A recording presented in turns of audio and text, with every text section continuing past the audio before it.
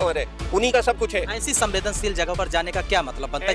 जहाँ पर देश भर के सांसद हो, ऐसी जगह पर आप जा रहे हो। उस देश पे अगर उस संसद पे हमला होता है तो यानी देश की जो साख है दुनिया भर ऐसा शब्द बोल रहे हो। नहीं, जिस प्रकार से गाड़ी जलाई गई, देश की सम्मान, मतलब ये स्टूडेंट के भाई मैं ये कह रहा हूँ, हमला कैसे कह सकते हो आप? नहीं, हमला ही तो था। पुलिस वालों पे जिस तरीके से गिरा कर मारा गया, पुलिस वालों ने बच्चों पे हमला किया है, बच्चे के साथ। आप ये मानते हो पुलिस वाले नहीं मारे गए? नहीं, मैं कह रहा हूँ कि चलो ठीक है, इसका दोषी कौन है?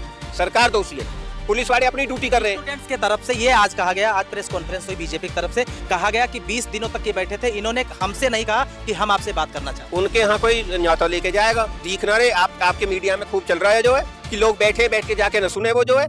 दिल्ली में स्टूडेंट प्रोटेस्ट की जो तस्वीरें आई, पूरे देश के सामने चर्चा तेज हो गई और ये कहा जा रहा है कि दिल्ली में स्टूडेंट्स के साथ जो हुआ वो गलत है, बीजेपी सरकार में बर्बरता हुई।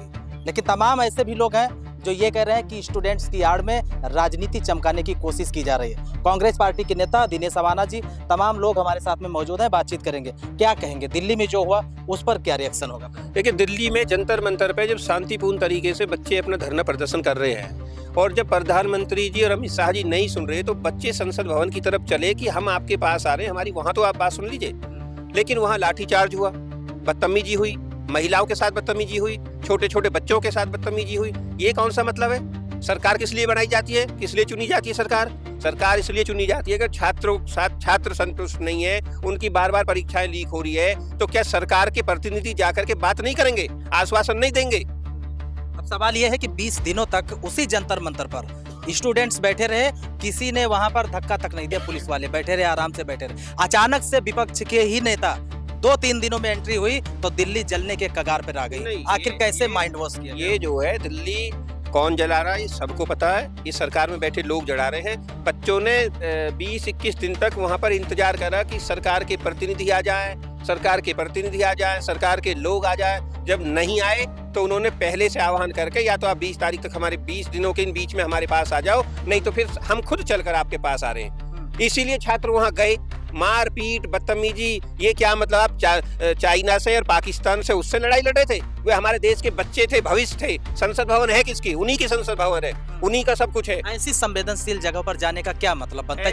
जहाँ पर देश भर के सांसद हो, ऐसी जगह पर आप जा रहे हो। उस देश पे अगर उस संसद पे हमला होता है तो यानी देश की जो साख है दुनिया भर में। ऐसा शब्द बोल रहे हो। नहीं, जिस प्रकार से गाड़ी जलाई गई, देश की सम्मान, मतलब ये स्टूडेंट के। भाई मैं ये कह रहा हूँ, हमला कैसे कह सकते हो आप? नहीं, हमला ही तो था। पुलिस वालों पे जिस तरीके से गिरा कर मारा गया, पुलिस वालों ने बच्चों पे हमला किया है, बच्चे के साथ। आप ये मानते हो पुलिस वाले नहीं मारे गए? नहीं, मैं कह रहा हूँ कि चलो ठीक है, इसका दोषी कौन है?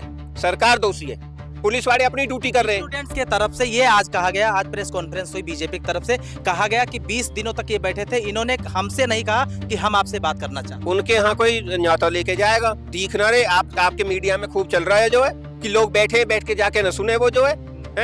वो वांचून जी जो है भूख हड़ताल पे बैठे, दिखाई न दे रहे।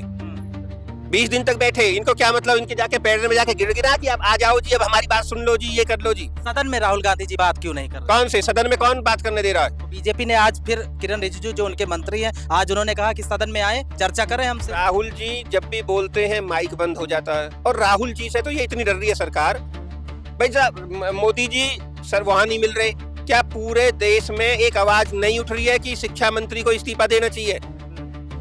नहीं देना चाहिए? उनके उसमें बार बार लीक हो रहा है पेपर, तो जिम्मेदार कौन है?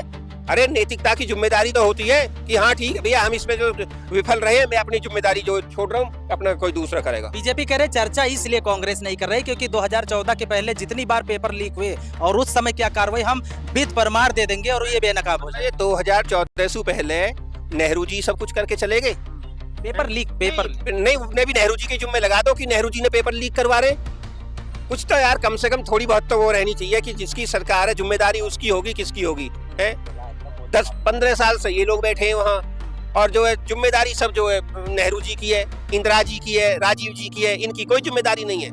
इनको बच्चों का साफ पड़ेगा, छोटे छोटे बच्चे इनकी जिनकी नाड़ पकड़ी है, जिनके कपड़े फाड़े गए हैं, जो खींच के मारे गए हैं। बच्चों की आड़ में उपद्रव वाले आ गए, ऐसा कोई नहीं, जो भी आए सब इन्हीं के लोग थे। सरकार जांच करे, वो पुलिस वाले थे या इनके आरएसएस के लोग थे? उनके नेम प्लेट नहीं है भाई। आप पत्रकार हो, हम आपको जानते हैं, आपका कौन सा चैनल है, कैसे हम आपको जान रहे हैं। अब ये क्या मतलब कोई आकर के ये बोले जी ये फलाना फलाना ढिकना, ये क्या मतलब है? यहाँ जितने भी लोग खड़े हैं सबकी पहचान है, ये कौन है, ये कौन है। मतलब हम लोग और लोग तो वहाँ जा नहीं पा रहे, वो बदमाश वहाँ कैसे पहुंच के लाठी डंडे लेकर गए और किसके लिए पहुंचे? सीमा पे पहुंचते तो पता लगती। बच्चों को, देश के भविष्य को इस तरीके से मार रहे हैं, महिलाओं के साथ।